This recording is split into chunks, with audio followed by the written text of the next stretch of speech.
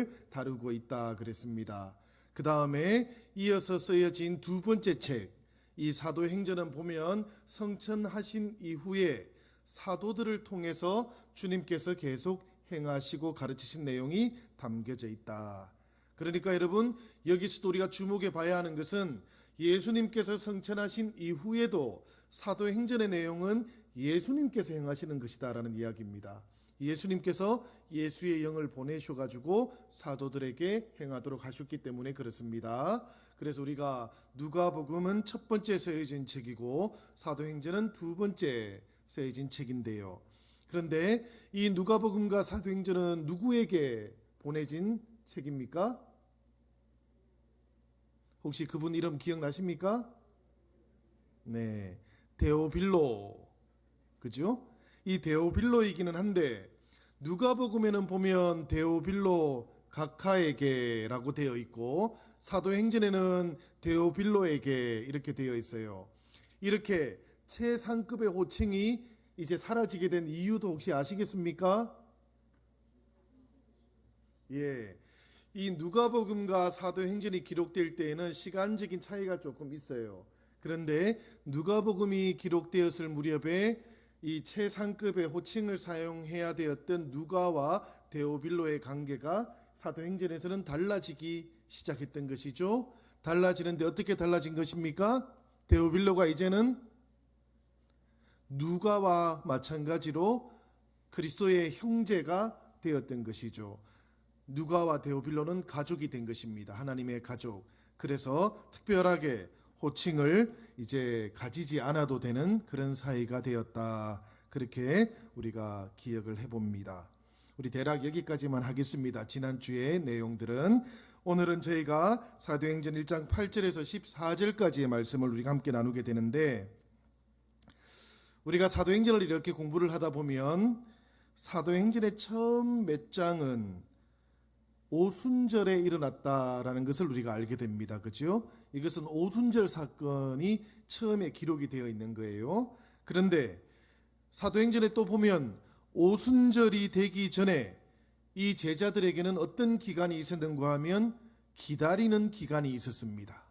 예수께서 기다리라 이렇게 말씀을 하셔요. 그런데 이 기다림에 대한 예수님의 가르침이 아주 분명합니다. 왜 그런가 하면 누가복음의 마지막에도 기다리라라는 말씀이 나오고, 또 그런가 하면 이 신약 성경 사도행전의 첫 부분에서도 누가는 반복해서 제자들에게 기다리라 이렇게 말씀하고 있기 때문에 그래요. 우리가 성경을 한번 찾아보겠습니다. 누가복음 24장 49절의 말씀인데요. 우리가 화면을 함께 보시면서 한번 읽어보도록 하겠습니다. 시작. 너희는 위로부터 능력으로 입혀질 때까지 이 성에 머물라. 우리 주님의 말씀입니다. 이것은 누가복음에 나오는 말씀이에요. 그 다음에 사도행전 1장 4절의 말씀도 우리가 함께 읽어보도록 하겠습니다. 화면을 보시면 우리 함께 읽어보도록 하겠습니다. 시작. 예루살렘을 떠나지 말고 내게서 들은 바 아버지께서 약속하신 것을 기다리라. 그러니까 여러분, 누가복음에도 보니까 위로부터 능력으로 입혀질 때까지 이 성을 떠나지 말라, 이 성에 머물라, 이것은 기다리라 라는 말씀이고요. 또 마찬가지로 사도행전에서도 예루살렘을 떠나지 말고 나에게서 들은 바 아버지께서 약속하신 것을 기다리라 이렇게 말씀하고 있어요. 예수께서 이렇게 제자들에게 기다리라고 말씀하신 이유는 무엇 때문일까요? 맞습니다. 성령이 필요했기 때문입니다. 제자들에게는 지금 성령이 필요한 것이죠. 예루살렘을 떠나기 전에 그들에게 꼭 필요한 것이 있었다라는 이야기입니다. 누가복음의 표현을 빌어보자면 위로부터 능력으로 입혀지는 것, 이것이 꼭 필요했다라는 이야기인 것이고요. 사도행전의 표현을 빌어보자면 약속된 성령이 이 제자들에게는 꼭 필요했다라는 그런 이야기입니다. 우리가 복음의 특징을 여러 가지 단어로 설명해 볼 수 있겠습니다마는 사도행전에서 선택해 보라고 한다면 저는 바로 이 성령의 능력, 이것을 선택하고 싶습니다. 복음의 특징을 나타낼 때 단 한마디로 표현해 보자면 복음에는 성령의 능력이 나타난다라는 그런 이야기예요. 하나님으로부터 오는 능력, 그것이 복음에는 꼭 포함되어 있다. 그래서 복음이 전해져야 하는 모든 곳에는 이 성령의 능력이 사도행전을 보면 표적처럼 나타났던 것을 우리는 이제 보게 될 것입니다. 성령이라는 것은 복음이 전해지는 모든 곳에 능력으로 임하게 되는 하나님의 영이십니다. 우리가 복음을 전하고자 한다면 성령께서는 오늘 이 시대에도 복음 전하기에 적합한 방식으로 능력을 행하실 줄로 믿습니다. 사실 우리가 복음을 전할 때에 이 사도행전에 나오는 말씀처럼 이렇게 성령이 역사하실까, 우리가 그런 생각이 들 때가 있습니다. 사도들처럼 복음을 전할 때 성령이 역사하실까? 사랑하는 여러분, 성경은 최소한 우리에게 이것을 분명히 알려줍니다. 성령은 복음을 전할 때에, 이 복음이 전파될 때에 표적으로 하나님의 능력을 드러낸다라고 알려주고 있습니다. 그러니까 이 성경의 말씀을 믿으신다면 여러분들께서도 이 복음을 한번 전해 보시기를 바랍니다. 이 복음을 전하시면서 성령이 능력으로 표적으로 나타나는지를 한번 경험해 보시기를 바랍니다. 사실 이것은 누구의 경험에 의존할 수 있는 문제가 아니지요. 우리가 하나님 앞에서 우리의 가장 신실한 모습으로 복음을 전하는 동안 성령께서 주권적으로 역사하는 일이 우리들 각자에게 나타나게 될 겁니다. 이것은 꼭 사도들의 시대에만 국한된 것은 아닐 겁니다.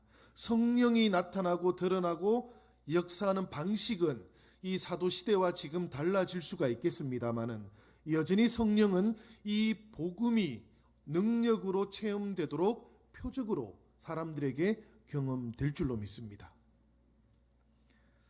성령, 이것은 생각해 보면 제자들을 변화시켰던 영이었습니다. 우리가 한번 생각을 해보십시오. 예수님의 제자들이 3년간 예수님과 함께 머물러 있으면서 가르침을 받았지 않습니까? 말하자면 이것을 우리는 제자 훈련 이렇게 불러도 좋겠습니다. 그런데 예수님의 그 가르침이 제자들을 능력 있게 변화시켰던 것은 아니었어요. 성경을 보면 이 제자들을 진정으로 능력 있는 사람으로 변화시켰던 결정적인 사건이 따로 있었습니다. 그게 뭔가 하면 바로 성령 강림 사건이었던 것이죠. 이 성령이 제자들에게 임하고 나니까, 이 제자들이 성령을 받고 나니까 이 제자들은 완전히 달라지게 되었던 겁니다. 이 성령의 능력이라는 것은 다른 한편으로는 보면 대적하여 해하게 할 자가 없는 능력이라고 성경은 우리에게 전하고 있습니다. 우리가 고린도전서 18장 3절을 보면 사도 바울이 그때 고린도에 머물러 있으면서 복음을 전한 적이 있었습니다. 그런데 그때 고린도에서 복음을 전할 때에 이 유대인들이 계속해서 바울을 쫓아다니면서 위협하고 박해를 했습니다. 그러자 천하의 바울조차도 이 유대인들이 합세해서 위협하는 것 때문에 마음이 두려워지게 되었다고 성경은 전합니다. 그런데 이 사도 바울에게 하나님의 영이 나타났어요. 사도행전 18장 9절 말씀인데 똑같은 사건이 고린도서에도 나오고 사도행전에도 나옵니다. 이 사도행전 18장 9절에서 10절을 보면 이런 말씀이 나옵니다. 두려워하지 말며 잠잠하지 말고 말하라. 내가 너와 함께 있으며 아무 사람도 너를 대적하여 해롭게 할 자가 없을 것이다. 하나님의 영이 사도 바울에게 나타나서 그렇게 건면해 줍니다. 이 말씀을 보면 성령은 그야말로 대적하여 해롭게 할 자가 없게 하시는 능력이다라는 것을 우리는 알게 됩니다. 사실 이 성령께서 예수님이 공생애를 시작하도록 준비시키셨던 하나님의 영이기도 하셨지요. 그때 예수에게 임하셨던 그 하나님의 영을 가리켜서 우리는 그리스도의 영이라고 그렇게 부르기도 합니다. 마찬가지로 이 성령은 그분의 백성들이 그들의 사명을 따라서 행할 수 있도록 준비시키시는 하나님의 영이시기도 합니다. 이 성령께서 하나님의 백성들에게 내려와서 임하는 것이지요. 그러니까 위로부터 능력으로 입혀지기를 기다리는 것, 이것은 한마디로 말하면 사명을 감당하기 원하는 모든 성도들에게 하나님께서 영으로 임하시는 사건이다라는 것을 우리는 알게 됩니다. 성도들은 이것이 꼭 필요해요. 이건 왜 그런가 하면 정인으로 세상 속에 나가기 위한 준비 단계 같은 것이기 때문입니다. 이것 없이 제자들이 세상 속으로 나갔다면 그들은 하나님의 능력으로 입혀지지 않은 상태에서 세상 속으로 나가게 되었을 겁니다. 그들은 약속된 성령의 능력을 힘입지 않은 상태에서 세상 속으로 나가게 되었을 거예요. 그들은 정인으로서의 삶을 온전히 감당할 수 없게 되었을 겁니다. 이것은 준비 단계입니다. 무엇이 준비 단계라고 해요, 여러분? 기다리는 것이 준비 단계라는 이야기입니다. 무엇을 기다리는 것이요? 성령을 기다리는 것, 성령의 능력을 기다리는 것, 위로부터 하나님의 능력으로 입혀지는 것을 기다리는 것, 이것이 성도들이 세상 속에서 정인으로 살아가기 위한 준비 단계다라는 그런 이야기입니다. 우리 영신교회가 하나님께서 디자인하시는 교회가 되고 지역이 변화되고 있는 때에 하나님께 쓰임받는 교회가 되기를 원하신다면 우리도 성령께서 우리에게 능력으로 임하기를 온전히 기다려야 될 줄로 믿습니다. 저 윤목사 생각 보이십니까, 여러분? 이건 성경에 나오는 말씀은 아니에요. 그러나 이 말씀을 보면서 제가 아무리 생각해도 이게 꼭 필요하다, 우리에게도. 예수님께서 제자들을 세상 속으로 파송하실 때에 그들에게 약속된 성령을 기다리고 하늘로부터 능력으로 입혀지는 것을 기다리라라고 말씀하셨던 것처럼 우리 영신교회도 하나님께서 새롭게 이 시대에 이 변화된 상황 속에서 쓰시고자 하신다면 우리는 마땅히 우리에게 필요한 기다림이 있어야 된다. 그리고 이것은 아무것도 하지 않는 기다림이 아니라 온전히 하나님의 능력으로 입혀지는 그 기다림이어야 된다는 것을 우리가 기억할 수 있기를 바랍니다. 사랑하는 여러분, 우리들 한 사람 한 사람이 이렇게 성령으로 새로워지고 성령 앞에서 우리가 변화되어지는 그런 은혜가 있기를 진심으로 축원합니다.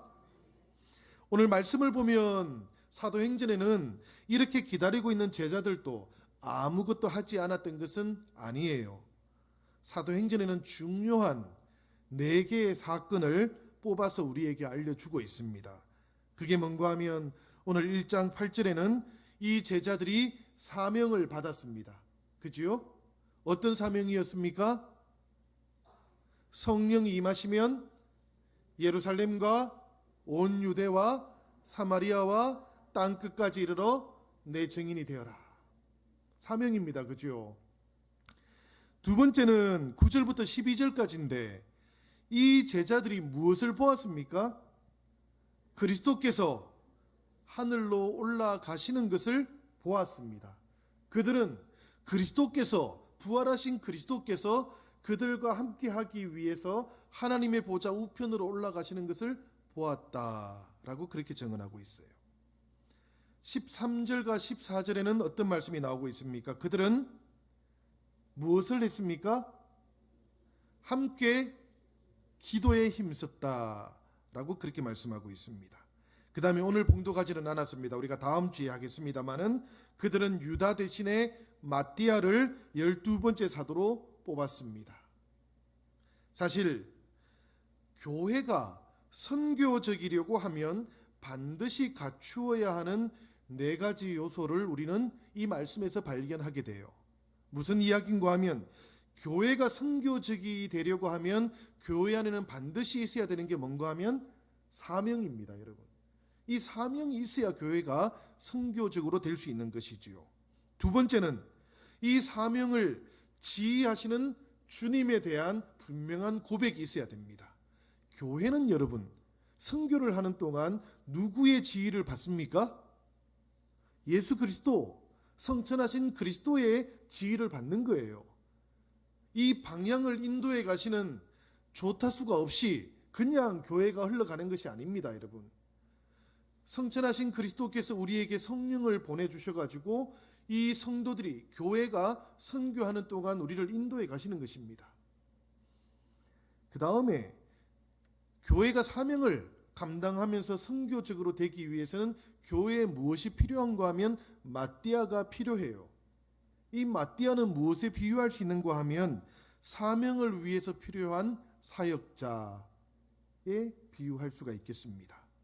교회는 선교하고자 하면 반드시 선교를 위해서 헌신을 결단하는 주의 제자들이 있어야 한다라는 그런 이야기입니다. 그리고 이 사명을 위해서 교회 안에 반드시 필요한 것이 있는데 그게 뭔가 하면 능력을 주시는 성령님이 필요하다. 선교라는 것은 우리 힘으로 할 수 있는 게 아닙니다, 여러분. 선교라는 것은 그냥 이루어지지 않습니다.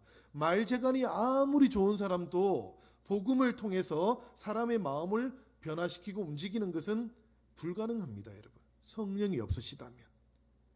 아무리 어눌한 사람도 그러나 성령의 능력으로 임하면 그 어눌한 말을 통해서도 하나님께서는 사람들의 마음을 변화시켜 가십니다. 혹시라도 이곳에 나는 말 주변이 없어서 그래서 복음을 전하지 못해 라고 생각하시는 분이 있다면 생각을 바꾸시기 바랍니다. 말 주변이 부족한 것이 아니라 우리에게 진짜로 부족한 것은 성령의 능력일지도 모릅니다, 여러분. 그렇다면 성령의 능력을 우리가 구하는 것이 마땅합니다. 하나님께서는 복음을 전하는 모든 제자들에게는 약속하신 성령을 보내어 주겠다, 그리 말씀하지 않았습니까? 제가 어느 전도 책자를 보니까 그런 이야기를 해놨더라고요. 현대 교회들에는 20%의 사람들만 전도한다. 전도의 달란트와 소명을 받은 사람은 20%다. 저는 그렇게 믿지 않습니다. 주님의 부름을 받은 100%의 모든 제자들은 다 선교를 위해서 부름을 받은 겁니다. 왜냐하면 그것이 부름받은 제자들의 소명이기 때문에 그렇습니다, 여러분. 교회 안에 어떤 사람도 선교를 위해서 부름받지 않은 사람은 단 한 사람도 없습니다, 여러분.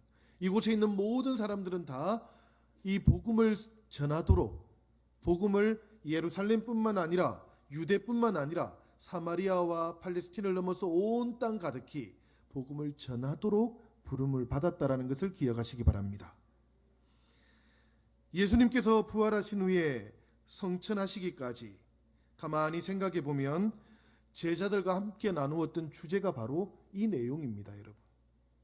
우리가 성경의 말씀을 하나 읽어보겠습니다. 사도행전 1장 3절에서 5절까지의 말씀인데요. 이 말씀을 우리가 함께 한번 봉독해 보도록 하겠습니다. 다 같이 시작.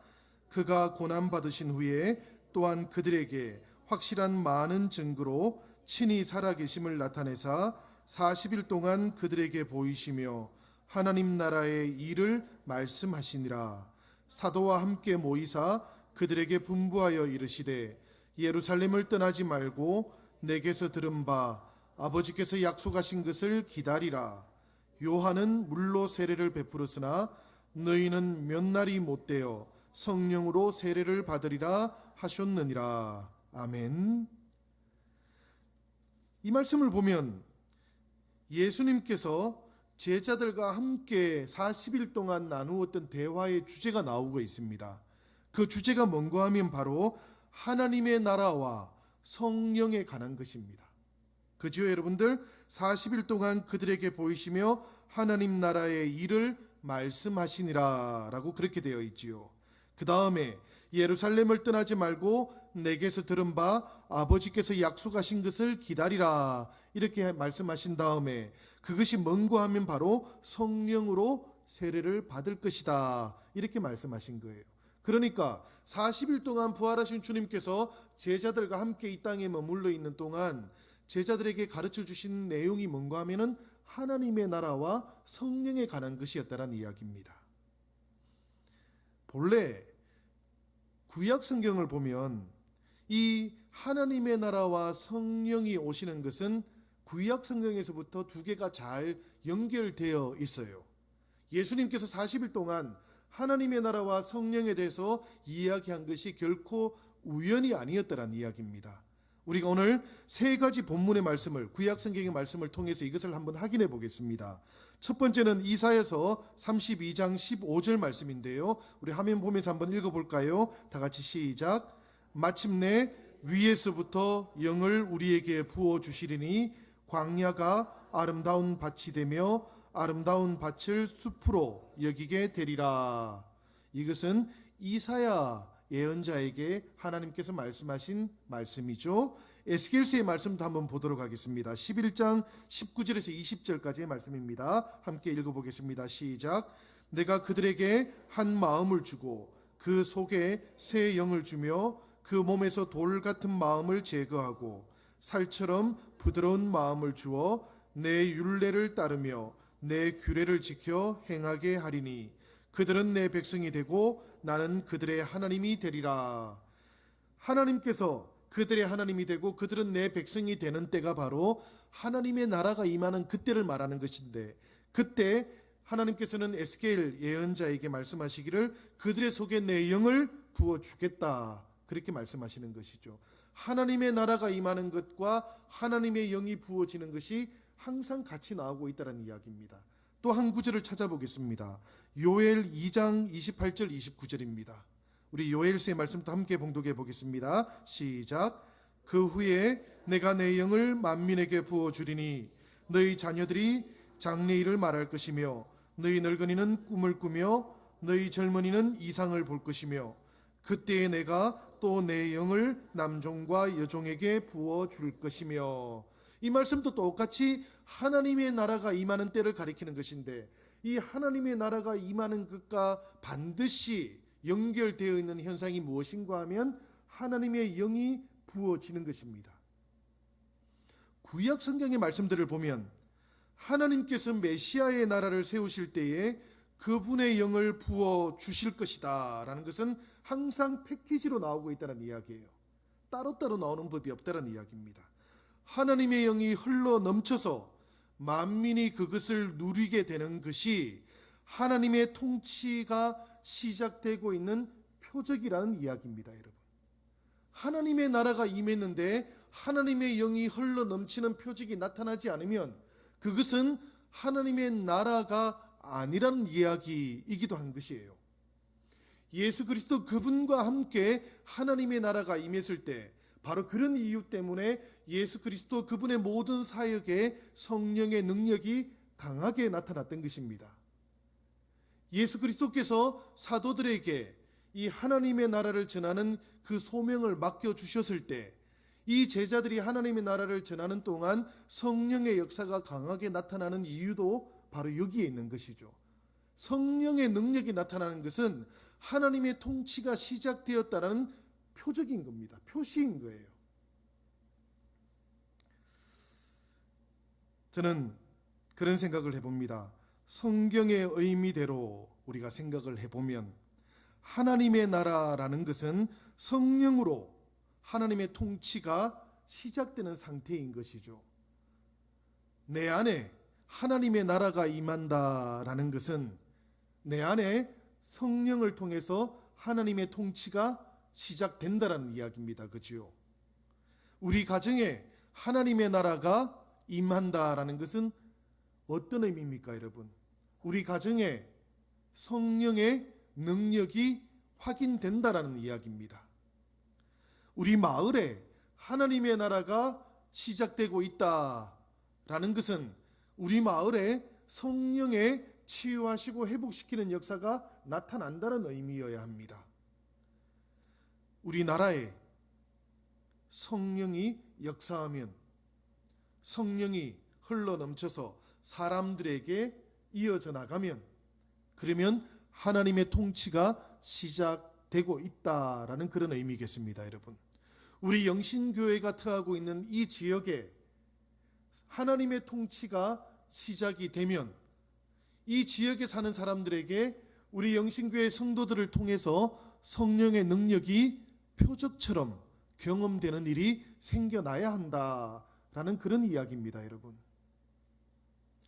예수께서는 제자들이 바로 이 나라의 정인이 되도록 부르신 다음에 이 제자들이 예루살렘에 머물러 있으라 그렇게 말씀을 하셨어요. 왜 그렇게 말씀하셨는가 하면 바로 그들에게 성령의 능력이 나타나야 되겠기 때문입니다. 그래서 주님께서는 머물러 있는 동안 그들에게 성령을 부어 주셨던 것이죠. 그것이 우리가 알고 있는 오순절 성령 강림 사건이었던 겁니다. 이 성령의 능력이 제자들에게 임하고 나니까 이제 주님께서는 그들을 예루살렘에서 정인의 사역을 시작하도록 하셨습니다. 그들을 이제는 멸시받던 사마리아로 보내셔가지고 성령의 표적이 드러나도록 하셨습니다. 이제 그들을 팔레스틴을 넘어서 저 이방 나라와 땅 끝까지 정인이 되도록 그렇게 해주셨습니다. 이 정인들을 통해서 하나님의 나라가 확장되어 갔던 것이지요. 생각을 한번 해보십시오. 이 하나님의 나라는 군사들을 통해서 확장되는 게 아닙니다, 여러분. 이 하나님의 나라는 반드시 이 사람들을 통해서만 확장되게 되어 있어요. 이 사람들이 누구입니까, 여러분? 이 사람들이 성령의 능력 안에 있는 사람들, 성령의 능력을 받아서 정인으로 보냄을 받은 사람들입니다. 주님께서 우리를 부르시고 성령의 사람으로 세워주셨을 때 주님께서는 우리가 살고 있는 가정과 지역과 또 우리 교회가 보냄받은 모든 곳에서 바로 이 하나님의 나라를 확장해 나가도록 그렇게 보내신 것이지요.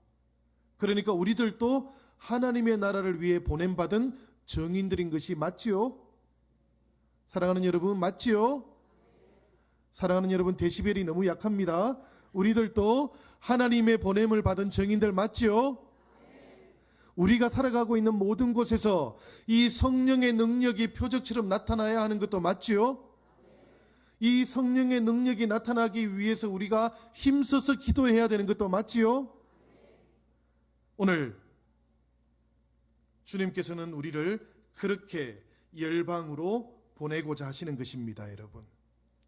사실 오직 성령이 너희에게 임하시면 너희가 권능을 받고 예루살렘과 온 유대와 사마리아와 땅 끝까지 이르러 내 증인이 되라 말씀하셨던 이 주님의 말씀은 대단히 새로운 말씀이에요. 우리에게는 너무나 익숙해서 이거 그냥 다들 암송하시지만, 그런데 이 말씀은 너무나 새로운 말씀이에요. 이 말씀이 왜 새로운 줄 아십니까, 여러분? 원래 구약 성경에는 보면 하나님께서 열방에 대한 관심이 지극히 많으셨어요. 열방에 대한 관심이 대단히 많기는 한데, 그런데 열방에 대한 관심이 구약 성경에서는 이렇게 표현되고 있습니다. 한번 이사야서 2장 2절의 말씀을 우리가 한번 보도록 하겠습니다. 다 같이 한번 읽어볼까요? 시작. 말일에 여호와의 전의 산이 모든 산 꼭대기에 굳게 설 것이요 모든 작은 산 위에 뛰어나리니 만방이 그리로 모여들 것이라. 이 말씀의 의미는 이런 겁니다. 열방도 하나님께서 만드신 것이기 때문에 하나님의 나라가 임하는 그때가 되면 그 열방도 하나님께 와서 절하게 될 것이다. 말하자면 시온산을 향한 열방의 순례가 있게 될 것이다. 이렇게 구약 성경은 생각했던 것입니다.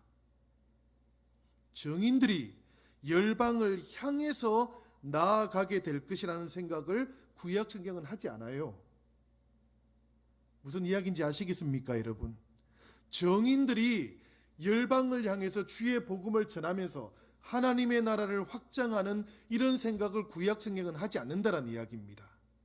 그 대신에 예수님께서 메시아로 세상에 오시기 전까지 이 구약 성경의 모든 사람들과 예언자들은 생각하기를 이스라엘이라는 나라가 제사장의 나라니까 이 제사장의 나라의 중심이 되는 성전으로 열방이 찾아와서 그곳에서 하나님과 이어지게 될 것이다, 이렇게 생각을 했던 거예요. 이 구약의 생각대로라면 사랑하는 여러분, 어쩌면 우리도 저 시온산 예루살렘 성전으로 갔어야 될지도 모릅니다. 그런데 이런 일은 잘 일어나지가 않지요. 왜냐하면 정인들을 통해서 우리에게 복음이 전해지지도 않았는데 우리가 그곳으로 갈 수가 있었겠습니까, 여러분? 그런 걸 생각해 본다면 이 신약 성경에서 예수님께서 이제 제사장의 나라라고 하는 이 이스라엘을 대신해서 하나님과 사람을 이어주는 대제사장이 되신 이 사건은 얼마나 놀라운 사건인지 모릅니다.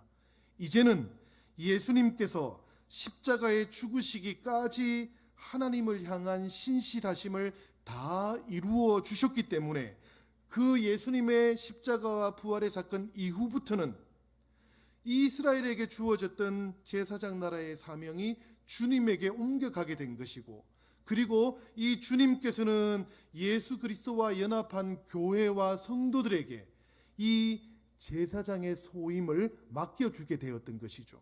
그러니까 이 성령을 받은 제자들이 이제는 더 이상 예루살렘에 모여 있지 않고 성령을 받은 다음에는 어떻게 됩니까, 여러분? 예루살렘을 떠나는 것이지요. 떠나서 그들은 유대 땅으로, 그리고 떠나서 그들은 사마리아로, 그리고 그들은 떠나서 팔레스틴을 넘어서 온 땅 끝까지 그들은 복음을 전하는 소명을 감당하게 되었던 것이죠. 이 주님 때문에 이루어진 놀라운 선교의 변화 때문에 복음이 마침내 우리에게도 전해지게 된 겁니다. 그 복음이 마침내 오늘 나에게도 전해져서 우리가 이제 다시 성령의 사람으로 살아갈 수 있게 된 거예요. 우리도 주님과 연합되어서 복음을 전하는 정인의 삶을 살게 된 것입니다, 여러분. 그러니까 생각해 보십시오. 우리 가운데 정인의 부름을 받지 않은 사람이 단 한 사람이라도 있겠습니까? 교회 안에 20%만이 복음을 전하는 사람이고 80%는 다른 일을 하도록 부름을 받은 사람들이다라는 이런 통념이 맞겠습니까, 여러분? 성경의 가르침과 너무나 다른 이야기예요. 그렇지 않습니다. 이 시대에 복음을 전하는 그 선교의 소명을 잘 감당하지 않는 교회의 현실적인 모습을 그냥 반영하고 있는 이야기일 뿐이죠.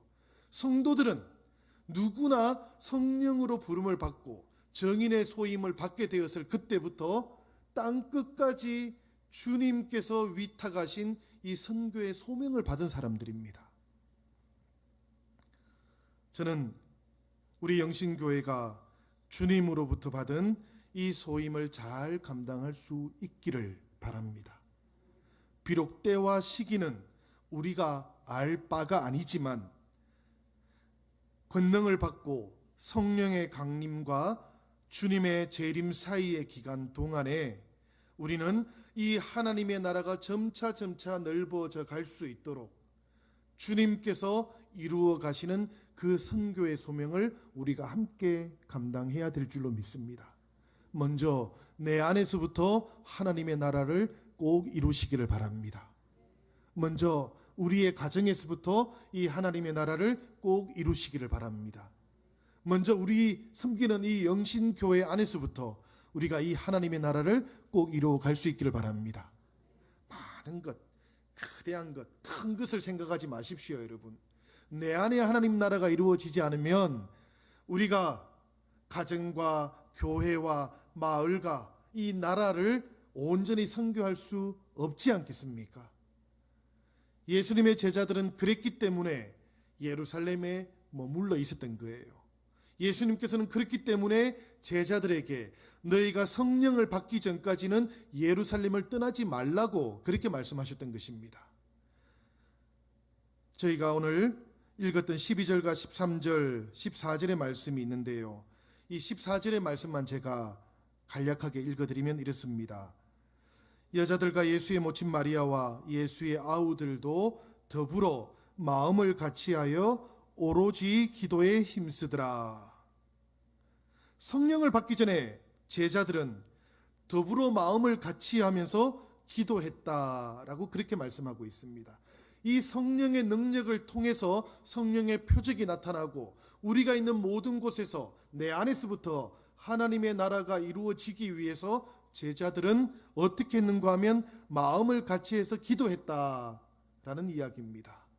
사랑하는 여러분, 우리도 마음을 같이해서 더불어 기도할 수 있기를 바랍니다. 성령을 받기 전에 제자들이 기도할 때 이 제자들은 어떻게 기도했는가 하면 오로지 기도했다. 오늘 교회에 가니까 기도 운동이 있는데 저도 보니까 2000시간 기도 운동 이런 게 있었지 않습니까? 그런 것처럼 오늘 교회에 가니까 기도 운동 제목이 뭔가 하면 오로지 기도. 오로지 기도 운동이 있더라고요. 이 오로지 기도했다라는 말은 이런 의미입니다, 여러분. 원래 성경에 보면 히랍어로 어떻게 되어 있는가 하면 프로스카스테레오라는 말이에요. 프로스카스테레오. 이게 뭔가 하면 머물러 있다, 지속하다라는 뜻이에요. 원래 뜻은 어딘가에 머물러 있다, 기도에 머물러 있다, 기도를 지속하다. 그래서 이 말의 의미가 이렇게 발전했습니다. 어떤 일에 열중하다, 자신을 붙들어 매다, 어딘가에 붙들어 매다. 그러니까 기도에 힘쓰더라라는 말은 기도에 자신을 붙들어 매다라는 그런 뜻입니다, 여러분. 우리가 기도할 때에 우리는 종종 기도를 나에게 붙들어 매려고 하지요. 근데 성경의 생각은 조금 달라요. 기도에 우리를 붙들어 맵니다. 저는 요즘 이렇게 보면은 우리가 매달려 있는 것을 하나 발견합니다. 뭔가 하면 스마트폰에 매달려 있어요. 사람들은 모두가 다 스마트폰에 매달려가 사는 것 같습니다. 그런데 우리 성경을 보면 기도에 매달려 살던 사람들이 있었어요. 성령을 받기 전에 이 제자들 기도에 매달려 있던 사람들이었다. 오로지 기도에 힘쓰던 사람들, 그들이 바로 성령을 받았던 사람들이다라는 것을 우리는 발견합니다. 사랑하는 여러분, 우리 영신교회 모든 성도들은 바로 이렇게 더불어 마음을 같이 해서 기도하는 성령의 사람들 되기를 바랍니다. 오로지 기도에 힘쓰면서 기도에 매달려서 성령의 능력을 받는 사람들 되기를 바랍니다. 그런 하나님의 사람들, 그런 성령의 사람들을 통해서 주님은 하나님의 나라를 이루어 가실 것이고, 그런 우리들을 통해서 증인으로 삼아서 하나님의 나라가 내 안에서부터, 우리 가정에서부터, 교회에서부터, 그리고 우리 영신교회가 트여 있는 이 지역에 하나님의 나라를 이루어 가게 될 줄로 믿습니다. 교회와 사람들과 하나님이 온전히 이어져가는 그런 비전은 바로 이 성령의 사람들로부터 이루어진다는 것을 기억하는 한 주가 되시기를 우리 주님의 이름으로 축원합니다.